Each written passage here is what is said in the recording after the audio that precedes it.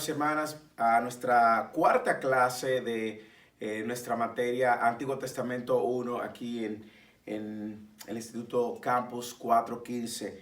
Qué gran gozo, qué gran privilegio poder encontrarnos otra vez. Y hoy tenemos una jornada un poco larga, interesante a la vez, porque estaremos viendo dos libros en un periodo de aproximadamente una hora, más de 60 minutos, y dos libros que muchas veces no son de gran interés para los cristianos hoy en día, y es el libro de Levíticos y Números. Y con el interés de animarles y motivarles en estos dos libros que muchas veces no son de mucho interés a nuestra audiencia, quiero iniciar y lo haré en ocasiones posteriores con el texto de Lucas 24-27, donde Jesús le recuerda a aquellos dos que iban camino de Emaús las siguientes palabras.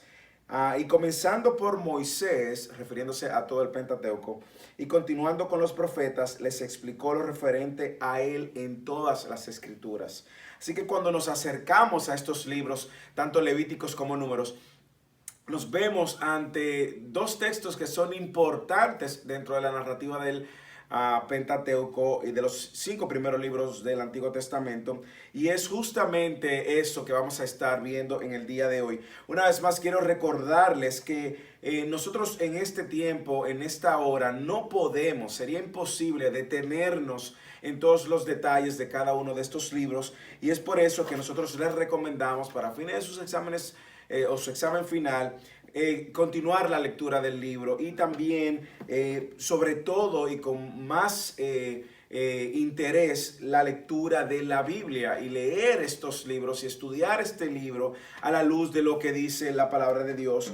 Y sabemos que el libro de Levíticos y Números en muchos círculos no representa interés, pero hoy nosotros vamos a tratar de ver estos dos libros de la mejor manera y ver no solamente aquellos aspectos teológicos que cada uno de ellos guarda, sino también cómo nosotros podemos conectar el libro, cada uno de estos libros con el Antiguo, con el Nuevo Testamento. Así que hoy vemos Levíticos y Números, y la próxima semana estaremos entonces viendo el libro de Deuteronomio y Jueces juntos también, y terminaremos Antiguo Testamento 1 con el libro de Jueces.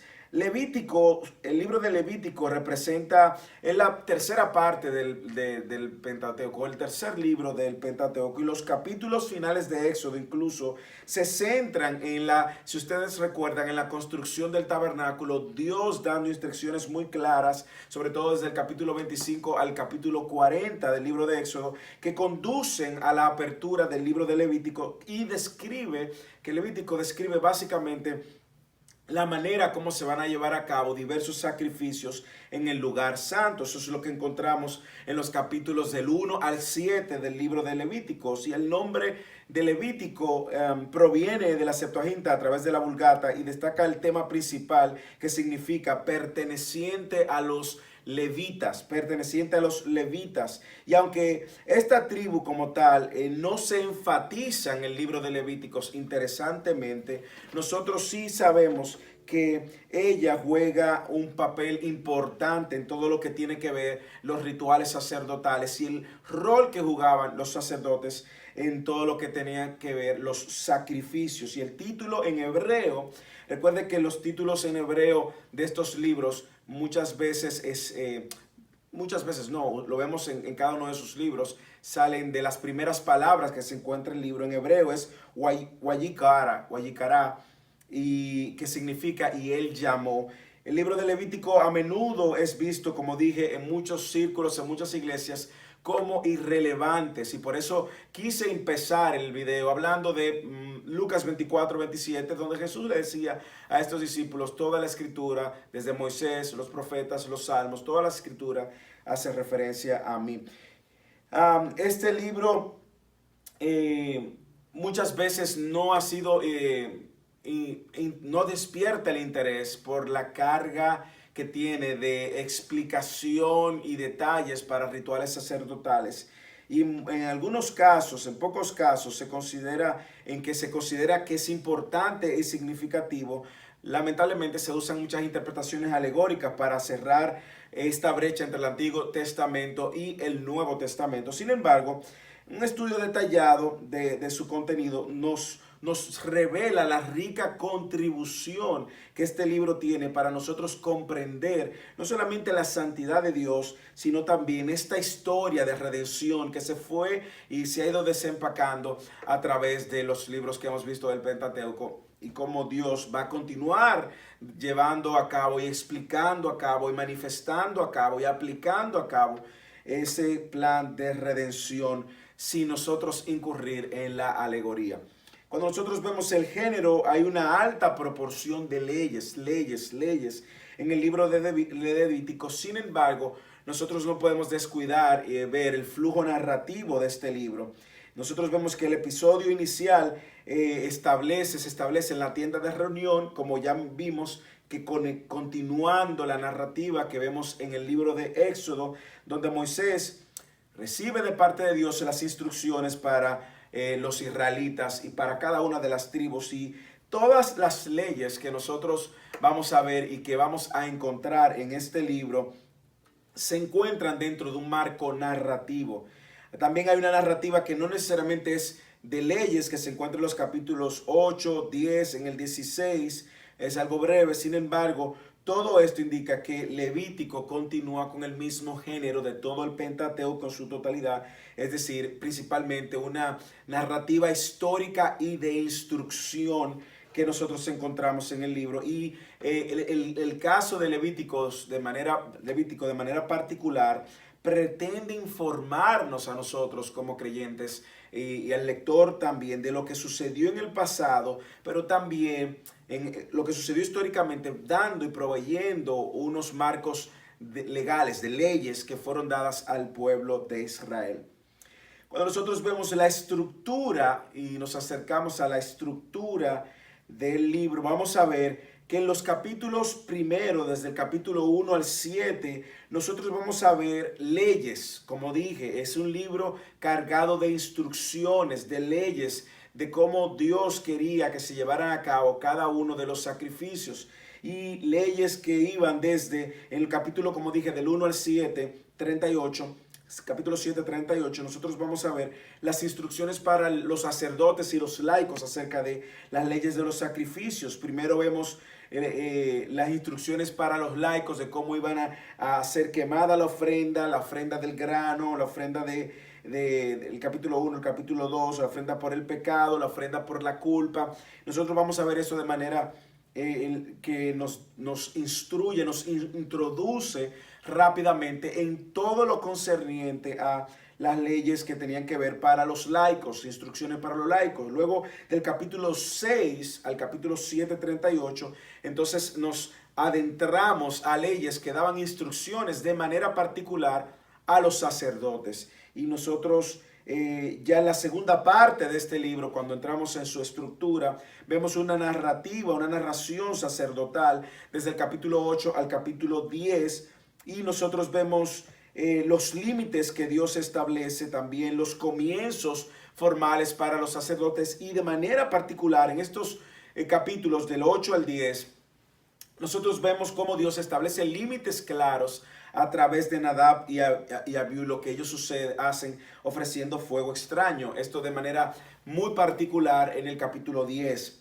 La tercera parte de este libro, como dije, la primera parte tiene que ver con las leyes de sacrificio, tanto para laicos como sacerdotes. La segunda parte tiene que ver con esta narrativa sacerdotal, donde Dios le daba instrucciones al comienzo de estos sacerdotes, y también Dios establece límites de lo importante que era y lo significativo que era para él la santidad.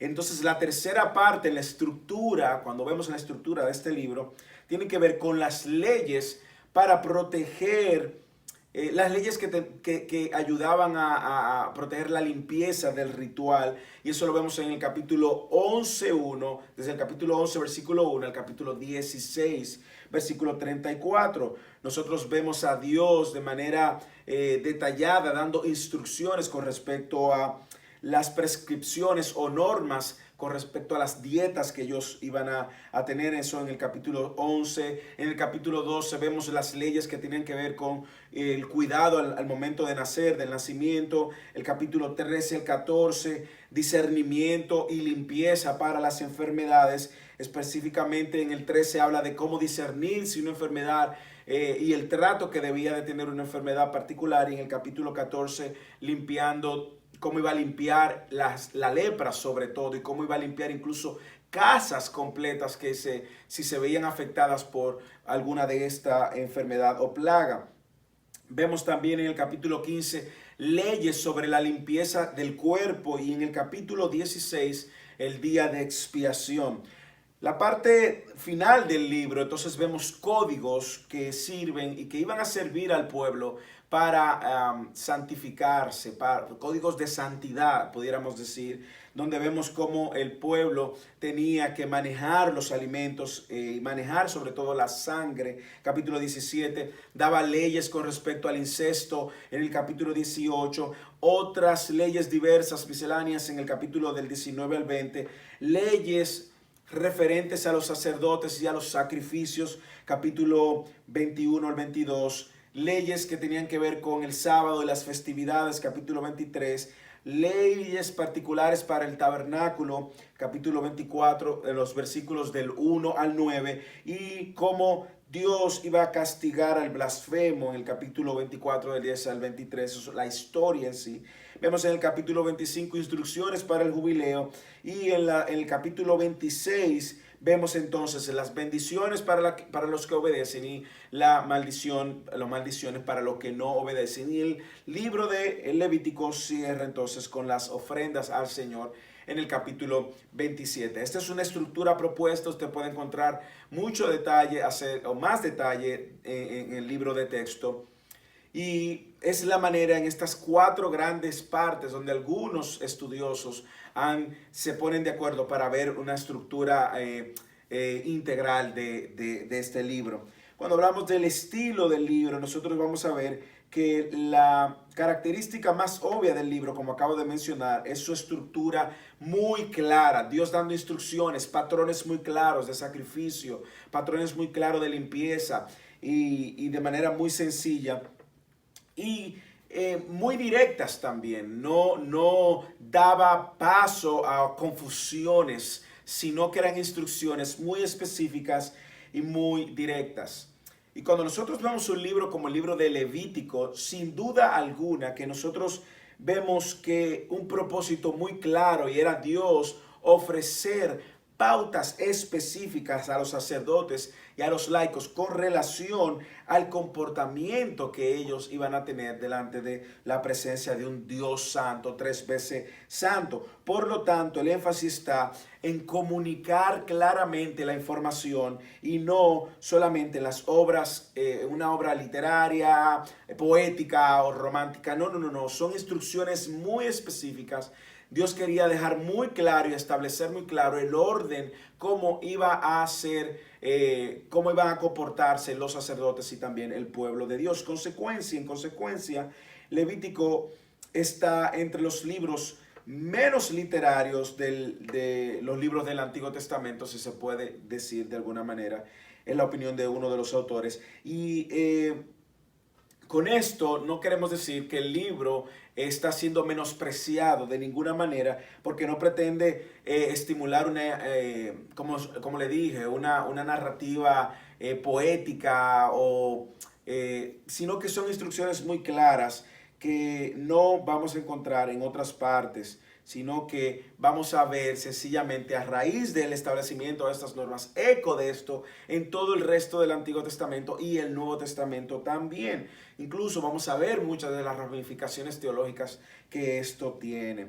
Y entrando ya en esta parte de las ramificaciones teológicas, el mensaje teológico de este texto que se encuentra, de este libro, que se encuentra enmarcado en el Antiguo Testamento, en el contexto del Antiguo Testamento, lo vamos a ver desde varias perspectivas. Primero, lo vamos a ver desde la perspectiva de la santidad de Dios. ¿Cuál es la enseñanza teológica que se desprende de este libro desde la perspectiva de la santidad de Dios? Lo vamos a ver desde también el sistema de sacrificios que Dios está estableciendo en el libro de Levíticos, desde el sacerdocio, desde la pureza en sus rituales. O sea que desde esos 4 aspectos vamos a ver el mensaje o las enseñanzas teológicas que podemos ver a la luz de estudiar este libro.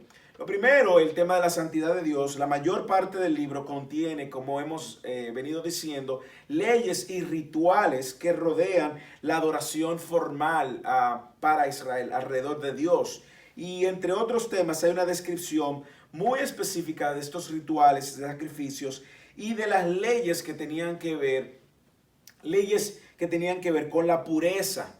La pureza no solamente de lo que se comía, también pureza sexual y todo esto para darnos detalles y que nosotros no perdamos los detalles que son importantes a la hora de Dios ver y elevar su santidad. Es importante para nosotros discernir, poder ver y entender detrás de todas estas leyes conceptos centrales de pureza, de limpieza y la enseñanza muy clara y muy específica de un Dios que es 3 veces santo.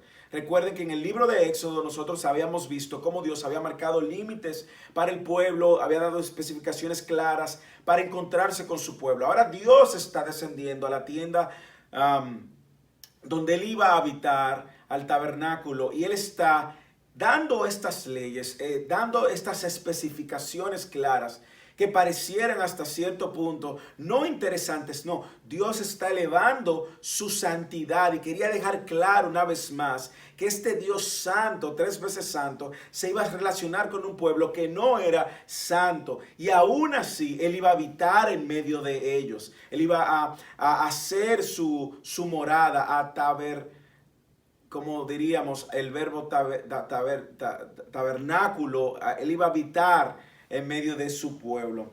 Así que la motivación de Dios detrás de estos mandatos y estas declaraciones divinas es como vemos en los capítulos 18, versículo 2, que Él dice y resalta una vez más: sé santo porque yo soy el Señor tu Dios. Él dice en el capítulo 18, 2, recuerda eso: yo soy el Señor tu Dios. En el capítulo 18, versículo 4, vuelve y lo repite: habréis de cumplir mis leyes y guardaréis mis estatutos para vivir según ellos. Yo soy el Señor tu Dios. Lo mismo lo dice en el capítulo 19, versículo 3: y guardaréis mis días de reposo. Yo soy el Señor tu Dios.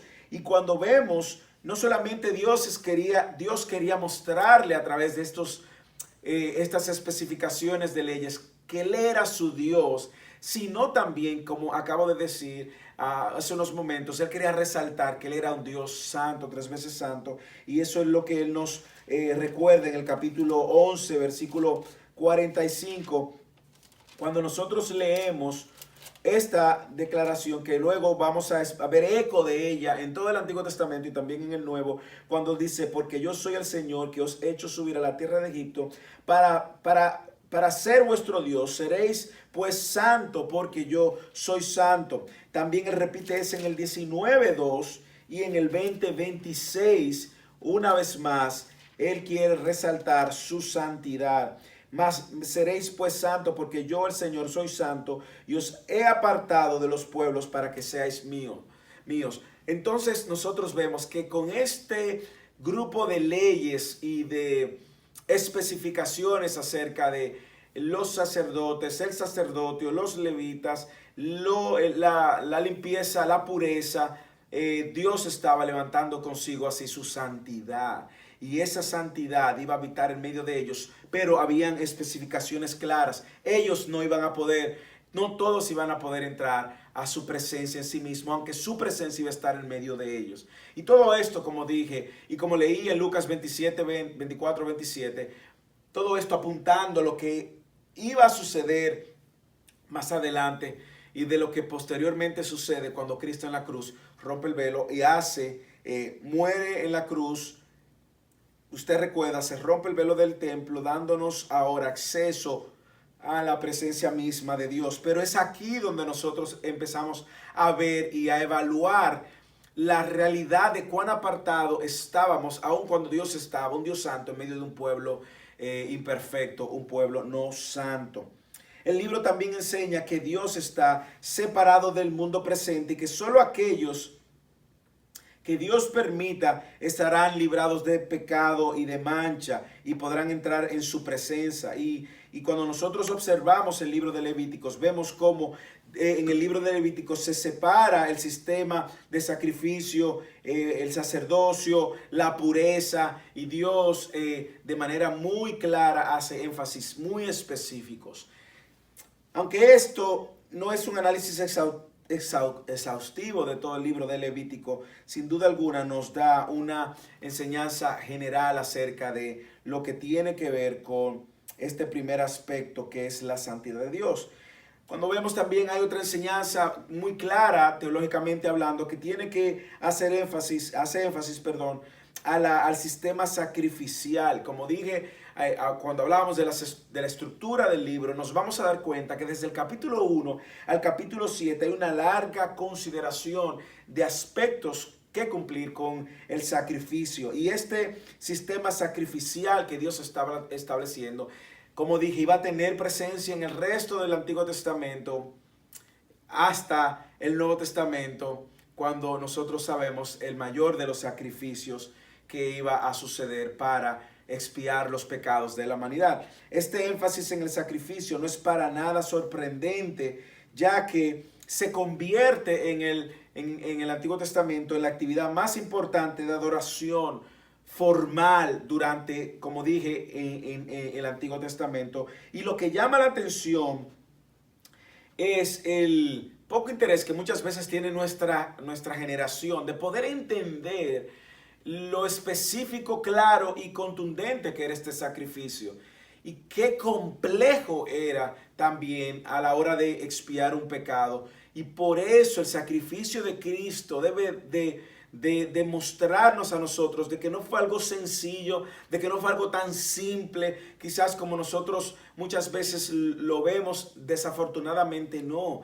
Esto cumplía con un sinnúmero de exigencias que Dios había establecido aquí en el libro de Levíticos, y que hablaba no solamente de la santidad de Dios, sino de la relevancia, la importancia que tenía el derramamiento de sangre para expiar el pecado del hombre. Afortunadamente para nosotros somos capaces, al menos en un sentido general, somos capaces de inferir ese significado del sacrificio como un todo y de los sacrificios individuales por el simbolismo de sus actos y el uso mismo de la adoración en el Antiguo Testamento, y como ahora nosotros ya viviendo luego de Cristo, nosotros entonces lo podemos ver y ser beneficiados por el gran sacrificio de Cristo y del pacto que no solo significaba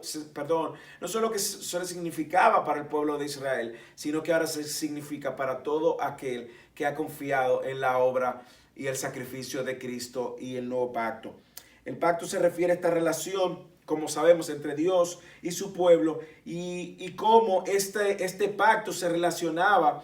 El sacrificio se relacionaba de tres maneras. Primero, era un regalo de parte de Dios para adorar. Era un regalo de parte del adorador a su pacto a Dios. Cada vez que el sacrificio se traía un sacrificio, era una manera también del que venía a presentar su ofrenda. Era una manifestación de adoración a Dios. Segundo, varios sacrificios incluyen una comunión y un compañerismo claro entre Dios y su pueblo, entre el que trae la ofrenda y el Dios que recibe la ofrenda. Pero lo más importante es que desempeña un papel importante para limpiar el pecado, para limpiar la ruptura de la relación del pacto por causa del pecado. Y esta es lo que nosotros llamamos, el concepto teológico que se llama expiación. El sacerdocio es el otro componente teológico que nosotros vemos, que además del sacrificio y de la santidad de Dios, es una de las principales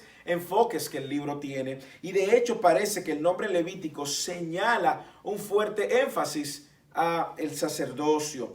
en breves secciones narrativas se centra en la ordenación del sacerdote, en los peligros alrededor de las responsabilidades que tenía el sacerdote. Recuerda que si el sacerdote no era él mismo, no presentaba ofrenda por sus pecados de manera correcta, podría morir delante de la presencia de Dios. Levíticos capítulo 8 al 10. Si bien es cierto que hay una comprensión completa de la teología del sacerdocio, en gran parte del Antiguo Testamento, nosotros tenemos que recordar que esto sigue apuntando a un mejor sacerdote, a un sacerdote que iba a presentar, a expiar el pecado del hombre de manera definitiva. Y esta enseñanza sobre el sacerdote primero acentúa una vez más el tema de la santidad de Dios, ya que la mayor parte de los sacerdotes que habían sido escogidos para este ejercicio, pues pasaban tiempo delante de la presencia de Dios.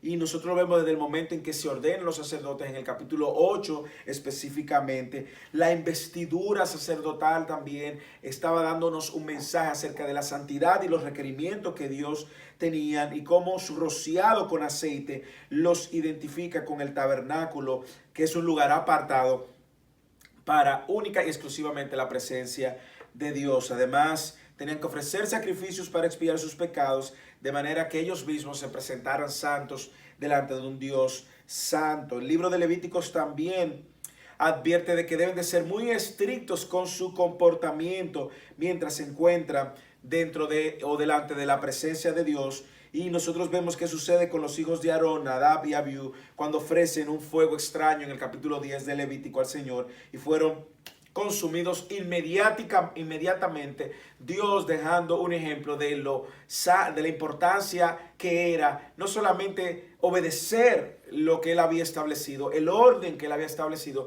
sino también acerca de su santidad. Hablamos de la pureza también como un aspecto importante, y nosotros vemos las preocupaciones que tenía, o las instrucciones que presenta el libro de Levítico con respecto a todo lo que tiene que ver la pureza del culto, los alimentos, parto, enfermedades en la piel, lepra. Sabemos algunos temas que trata este libro también con respecto al tema de la limpieza personal. Dios estaba presente con Israel, por lo tanto la pureza del campamento tenía también que mantenerse. Levítico 16 de manera particular nos habla de la única vez al año en que solo el sumo sacerdote debería entrar a presentar expiación por los pecados. Cuando nos acercamos al Nuevo Testamento, luego de haber visto el Antiguo Testamento y haber visto este libro, ¿cuál es el valor que nosotros pudiéramos ver? El valor que perdura a través de los años y ha perdurado. Esa es una pregunta que nos debe interesar a nosotros como creyentes. Y para los primeros receptores para el pueblo de Israel, los judíos, cuando ellos pierden el templo, le plantea un problema. Sin embargo, se mantienen una serie de leyes, una continuación de leyes dietéticas, como el kosher, que tiene que ver todo aquello que cumplía con las leyes alimenticias y pasaba estas leyes alimenticias, y la esperanza de algún día, o los judíos, ¿verdad? Una vez perdieron el templo, la esperanza de algún día volverían a adorar a su Dios en el templo. Para los cristianos, sin embargo, no solamente el libro nos prepara para ver con grandes detalles lo que iba a hacer Cristo, lo que hizo Cristo en la cruz, sino que también nos deja el Nuevo Testamento, el libro de Hebreos, para nosotros tener una orientación más clara de lo que iba a representar a nuestro Señor Jesucristo como sumo sacerdote perfecto, que se ofrece a sí mismo como el sacrificio de los pecados. Como dice Hebreos capítulo 9, versículo 26, de otra manera le hubiese sido necesario sufrir muchas veces desde la fundación del mundo, pero ahora ya una vez en la consumación de los siglos se ha manifestado para destruir el pecado por el sacrificio de sí mismo. Jesús es el máximo sacerdote. al contrastar el sacerdocio regular con el Antiguo Testamento, en esta persona, nosotros vemos en la persona de Jesús cómo Él resuelve el problema de fondo de los sacerdotes, y Jesús se levanta como el mejor sumo sacerdote, y no solamente que presentaba ofrenda por nosotros, sino que Él mismo fue el sacrificio. En cualquier caso, nosotros le recomendamos que vea el libro de Levíticos y lea y tenga la oportunidad de ver también el libro de Hebreos. ¿Okay? Con esto terminamos este libro de Levíticos y nos adentramos al segundo libro que tenemos que ver en el día de hoy, que es el libro de Números. El Números, de título descriptivo, también derivado de la Septuaginta, Aritmoi, han contribuido han ofrecido también una información muy importante que para muchos tristemente representa un libro de poco interés, tristemente, por parte de la comunidad cristiana en general. Sin embargo, el título evoca pensamientos que tienen que ver con censos, con otras listas, y de hecho hay mucho de esto en el libro, en el capítulo 1 hasta el capítulo 3, en el capítulo 7 hasta el 10, en el 26, 28, 29, 31. Vemos listas y nombres. Recuerden algo. Recuerden que Dios está cumpliendo su promesa. Y Dios quiere dejar evidencia de que en Abraham iba a ser benditas todas las naciones. Recuerde que Dios iba a continuar dejando evidencias no solamente numéricas, sino también de nombres, de listas de personas, de descendencias que iban a seguir mostrándonos que Dios seguía desempacando su plan de llenar la tierra y de bendecir las naciones por medio de la promesa que le había hecho a Abraham. En algunos círculos el libro judíos, el libro lleva el nombre de En el desierto, Bebar Mid, la quinta palabra del texto. Recuerde que los hebreos, los judíos le llaman, el nombre del libro viene sacado de palabras, algunas de las primeras palabras que el libro mismo contiene. Para los hebreos el libro se llama Bebar Mid, En el desierto, y esto tiene sentido porque nosotros en el libro de Números vemos al pueblo moviéndose en el desierto de Sinaí, capítulo 1, versículo 19, al desierto de Parán, capítulo 10, versículo 12, y finalmente a las llanuras del Moab, capítulo 22 hasta el 36. Al igual que Éxodo, Levítico, Números comienza con la conjugación wa, que quiere decir y, mostrando una continuidad que existen entre estos libros del Pentateuco. El libro de Números desempeña un papel importante, ya que narra una transición entre esta antigua generación que pecó en Egipto y ya entonces a la nueva generación que se encuentra al borde de la tierra prometida. Cuando nosotros vemos la autoría, el libro de Números, como dije, es una continuación de los tres libros anteriores, por lo que cae dentro del mismo patrón general de la composición del resto del Pentateuco. Dentro del número en sí hay una referencia muy clara de la actividad de la escritura dada por Moisés cuando él dice: estas son las jornadas, en el capítulo 33, de versículo 1 al 2, de los hijos de Israel que salieron de la tierra de Egipto por sus ejércitos, bajo la dirección de Moisés y Aarón. Y versículo 2 del capítulo 33 dice: y Moisés anotó los puntos de partida de sus jornadas por mandamiento del Señor, y estas son sus jornadas conforme a sus puntos de partida. Es una de las evidencias internas por lo cual se le atribuye este libro a Moisés. Cuando vemos el género, lo que impresiona a uno de los es la variabilidad genérica que tiene. Y cuando hablamos de variabilidad, nos referimos a que encontramos diferentes tipos de literatura dentro de este libro de Números. Nosotros encontramos géneros, por ejemplo, de narrativa, los capítulos 4 del 1 al 3, poesía, capítulo 21, profecía, canción de victoria, oración, capítulo 12, bendición, capítulo 6, leyes, capítulo 27, culto a la ley. Y nosotros vemos una diversidad y entre otras. Usted puede encontrar más detalles en su libro de texto. Es decir, que el lector se encuentra con diferentes grupos literarios desde principio al fin en este libro de Números. Y toda la categoría anteriores describen el género de episodios que suceden dentro del libro y se interconectan. Y nosotros podemos ver que es también una narrativa histórica que Dios quiere dejarnos con esta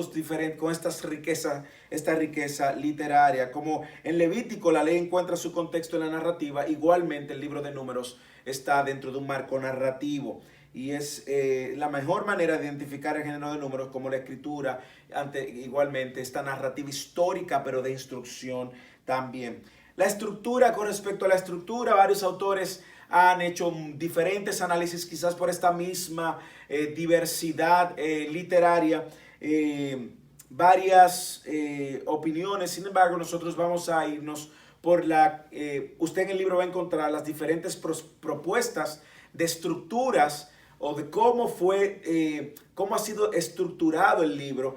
Y nosotros vamos a hablar de la que presenta el libro de este autor, Olson, quien examina 46 comentarios y él descubre 24 esquemas o estructuras propuestas para este libro. Y las diferentes estructuras surgen a medida que los académicos señalan diferentes aspectos que el libro de Números resalta. Y recuerde que básicamente la estructura es una propuesta que le puede ayudar al lector, a nosotros y a cualquier persona que quiera leer y estudiar el libro de Números, a ir y entender de manera secuencial, si se puede decir, los aspectos más importantes que el libro trata de resaltar. Also, que es la propuesta que nosotros con la que vamos a ver la estructura de este libro, estudia la importancia de dos censos. Él dice, en el libro de Números se resaltan dos grandes censos, uno en el capítulo 1 y uno en el capítulo 26, y concluye que esos son los pilares que representan la estructura del libro de Números y que marcan las dos generaciones en el desierto, la que pecó, la que desobedeció, la que dudó, y la nueva generación que luego termina al borde de la tierra prometida. Los números el libro de Números del capítulo 1 al 25 cuenta la historia de esta primera generación y cómo la generación pecó en dudar de que el Señor podía ayudarlos con respecto también a la tierra que Él le había prometido, y sabemos la historia de los espías y todo lo demás. Esta generación murió en el desierto y fue reemplazada por su descendiente y aquellos representados en el censo que sucede en el capítulo 26. Y el libro concluye con una narrativa de el ascenso de esta nación. De hecho, nosotros vemos la muerte de lo viejo y el surgimiento de lo nuevo, y vemos que el esquema que él propone es justamente este. Del capítulo 1 al capítulo 25, el fin de lo viejo, la primera generación del pueblo de Dios, fuera de Egipto, marcha en el desierto, que perece en el desierto. Y vemos cómo él desempaca estos capítulos en la preparación y la inauguración del pueblo que marcha de Israel, del capítulo 1 al 10. Luego del capítulo también vemos la preparación y la organización de los rituales y la inauguración también. Vemos el ciclo de la inauguración de la marcha del capítulo 10 al 11, del capítulo 10 al versículo 36. Sin embargo, también vemos el ciclo de rebelión, muerte y liberación del pueblo, y nosotros vemos el fin de la primera generación desde el capítulo 21 al capítulo 25. Cuando nos acercamos a la segunda parte del libro, entonces vemos la estructura propuesta por Olson, vemos el nacimiento de lo nuevo, la segunda generación del pueblo de Dios fuera de Egipto, ya cuando se preparan para entrar a la tierra prometida. Y usted puede leer eso desde el capítulo 26 al 36. Entonces, esta segunda generación será fiel en entrar a la tierra prometida, o la tierra que había sido dada, recuerde, a Abraham, y que le había prometido a su pueblo, y que luego nosotros vamos a ver más adelante en cuáles aspectos esta nación también falla. el mensaje teológico que el libro de Números puede dejarnos es que narra una transición importante en la historia de redención. Recuerde que todo lo vemos, todo el Antiguo Testamento lo vemos a la luz de la narrativa de redención. Aquí hay una transición importante y es que se registra, como dije, la muerte de la primera generación y el reemplazo por la segunda generación. Dios sigue cumpliendo su promesa, Dios sigue cumpliendo su promesa y nos deja claro que su promesa iba más allá de una generación, era una promesa que iba a trascender las generaciones. La historia de la primera parte del libro es, por lo tanto, una historia de pecados, una historia de juicio, y los líderes y los sacerdotes se rebelaron incluso contra Moisés, el líder designado por Dios en Número capítulo 12, en los versículos del 16 al 16 y 17. Nosotros vemos cómo sus líderes se le revelan también a Moisés, y esto es parte de lo que acontece en el libro de Números. Dice que nos enseña cómo Dios estaba lidiando con un pueblo también que se estaba quejando, un pueblo que era de manera continua especialistas en quejarse. Habían desarrollado un hábito de la queja y de la murmuración contra la provisión de Dios en el desierto. Solo leemos en el capítulo 11 completo, vemos al pueblo haciendo viendo su comportamiento de queja, de insatisfacción y de pesadumbre. Y en el capítulo 12 vemos al pueblo entonces murmurando contra el líder Moisés. Sin embargo, la historia de los espías que sucede en el capítulo 13 y 14 dispara el juicio de Dios contra esta primera generación, con el resultado de que la primera generación estaba ya condenada a morir por su desobediencia, por su rebeldía, por su insatisfacción, por su ingratitud, por su murmuración contra el líder, y ya había sido se había establecido el juicio de que no iban a entrar a la tierra prometida. Solo 2 espías, usted conoce la historia, y si no, le invitamos a que lo estudie con detenimiento, los capítulos 13 y 14, donde vemos que solamente Caleb y Josué creían que Dios podía traerlos y entrarlos a la tierra prometida, aun cuando 10 espías de 12 habían visto gigantes y habían incluso atemorizado al pueblo con esta noticia. No obstante, Dios continuó proveyendo a Israel en el desierto, aunque ellos continuaron rebelándose. Y yo no sé si usted puede ver que este libro trata de Dios más que del pueblo. Este libro resalta un Dios misericordioso, resalta un Dios amoroso, resalta a un Dios paciente.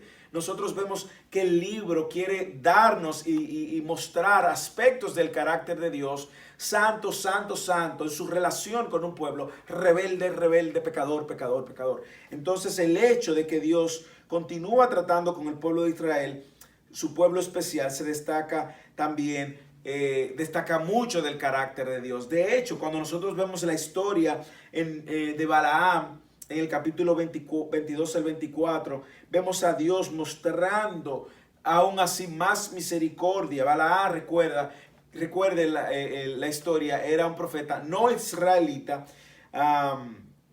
y que es llamado por el rey Balac, el rey de Moab. ¿Y qué hace? ¿Qué hace el rey de Moab? El rey de Moab llama al profeta Balaam para maldecir al pueblo de Israel cuando se acercaban a la tierra de Moab. ¿Y qué sucede más adelante? Balaam termina bendiciendo al pueblo de Israel por intervención de Dios. Una vez más, no pierda de vista, estos libros del Antiguo Testamento, del Pentateuco, no están tratando de resaltar las virtudes del pueblo, o no las virtudes, sino los defectos del pueblo. Están tratando de resaltar a un Dios misericordioso, a un Dios paciente, a un Dios fiel en cumplir sus promesas. La primera sección, como dije, se trata del juicio contra la primera generación. Sin embargo, la segunda parte es más esperanzadora, está cargada de misericordia y noticias buenas para este pueblo, ya que narra una transición en esta historia de redención y que nos recuerda a un Dios bueno, fiel, paciente con su pueblo y misericordioso. Ahora, cuando nos acercamos al Nuevo Testamento y cuando vemos el libro de Números a la luz del Nuevo Testamento, tenemos que ver algunas cosas. Primero, un Dios que se involucra con un pueblo pecador, y nosotros vemos que ese involucramiento y esa relación con este pueblo pecador tiene su mayor despliegue o clímax, se puede decir, en la presencia misma de Dios en la tierra, Cristo viniendo a la tierra, mostrando su mayor manifestación de bondad. Y el libro de Números ilustra unos temas principales y muy importantes en toda la Biblia. Primero, cómo el pecado de la primera generación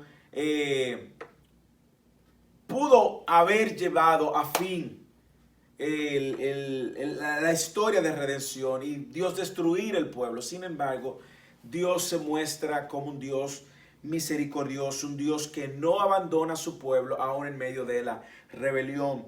Uno de los autores que el libro propone dice que el actor principal de Números es Jehová, es el Señor. Incluso a pesar de la provocación consistente y persistente del pueblo de serle infiel, de rebelarse contra Dios, de murmurar a sus líderes, de quejarse, de tener un corazón ingrato, a pesar de eso, Dios se mantiene en una relación con su pueblo, una relación de amor, de paciencia, de misericordia.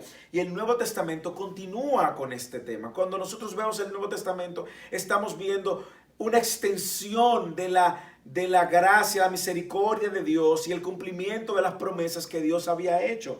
El Antiguo Testamento es simplemente un preludio de lo que iba a suceder en la cruz.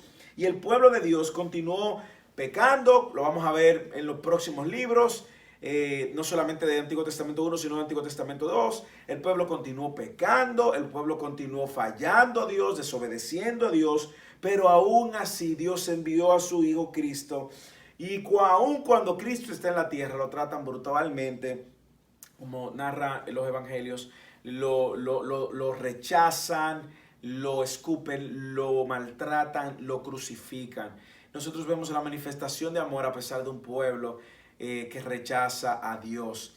Y me hace pensar en Romanos capítulo 5, versículo 8, cuando dice, mas Dios muestra su amor para con nosotros, en que aún nosotros siendo pecadores, Cristo murió por nosotros. Dios no abandonó a su pueblo, Dios no nos ha abandonado, sino que al contrario, nos dio a su Hijo Cristo, y ahora tenemos la mayor de las esperanzas, no solamente de que tenemos acceso a Dios mismo, no solamente el hecho de que ahora nosotros tenemos una comunión con Él, sino que nuestra relación ha sido restaurada, de que hemos sido declarados justos en Cristo. Él pudo habernos dejado justos y ya no nos da más allá, nos adopta, nos hace parte de su familia, no solo nos salva, no solo nos declara justo, sino que ahora también nos hace parte de su familia, nos hace coherederos del reino. Cuánta gracia, cuánta misericordia nosotros vemos.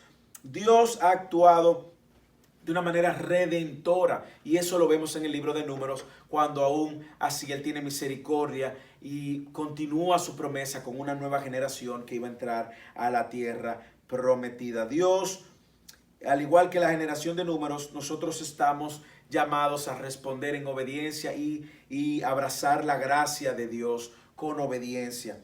Nosotros vemos también que el libro de Números resalta el tema del desierto.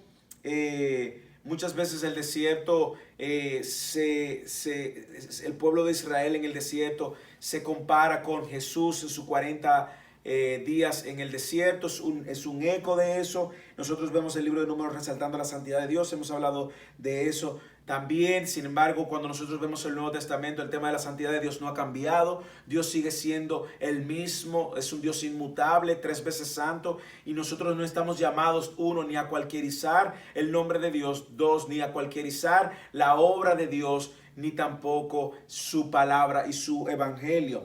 Nosotros, cuando vemos el libro de Números, observamos en cuidado cómo el texto trata en lugar de los levitas como los protectores, si se puede decir, del lugar de Dios y su responsabilidad de transportar el tabernáculo y todos los elementos del templo y con cuidado y santidad y muchas leyes presentadas a través de los libros del Pentateuco y sobre todo de Levíticos y Números están ahí para garantizar la pureza del tabernáculo. Dios queriendo también tener un pueblo que se mantuviera en pureza y que tuviera una alta idea de la santidad de Dios. Hoy nosotros y a la luz del Nuevo Testamento estamos llamados a tener la misma idea y elevar el mismo nivel de la santidad de Dios. Tristemente, en muchos círculos y en nuestra generación la santidad de Dios ha sido minimizada. Como resultado, la palabra de Dios ha sido minimizada. Como resultado, su evangelio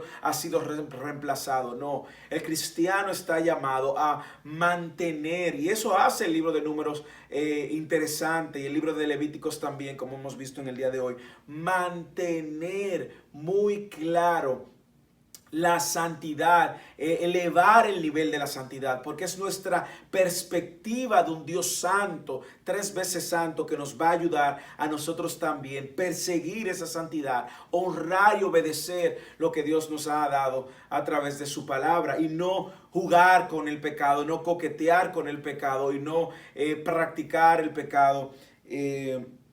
O disminuir el nivel de la santidad de Dios. Por lo tanto, nosotros, ya usted sea profesor de escuela dominical, pastor o cristiano en general, es bueno que mantengamos una idea alta de la santidad de Dios. Y yo creo que es uno de los temas que ambos libros, como hemos visto en el día de hoy, quieren dejar. Eso no ha cambiado, Dios no ha cambiado, Dios sigue siendo 3 veces santo y nosotros estamos llamados a tener una perspectiva muy alta de santidad, porque en la medida que tenemos una perspectiva alta de la santidad, nosotros vamos a tener una perspectiva alta también de la palabra de Dios, que es santa y que es verdadera, de su evangelio y también de la manera como nosotros estamos llamados a ser representantes de un Dios santo, viviendo, persiguiendo, promoviendo una vida de santidad.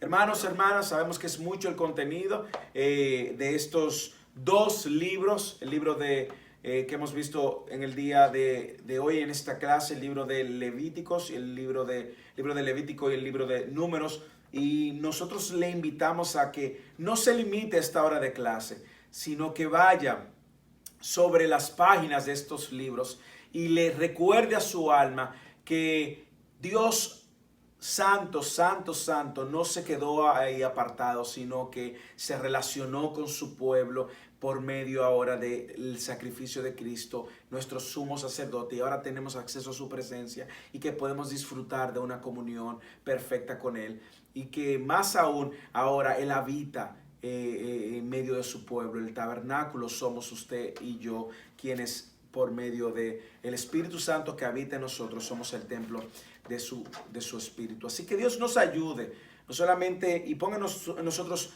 interés por su palabra y por todo el consejo de Dios, no solamente por libros que nos interesan, nos llaman la atención, aun por libros que parecieran no ser interesantes.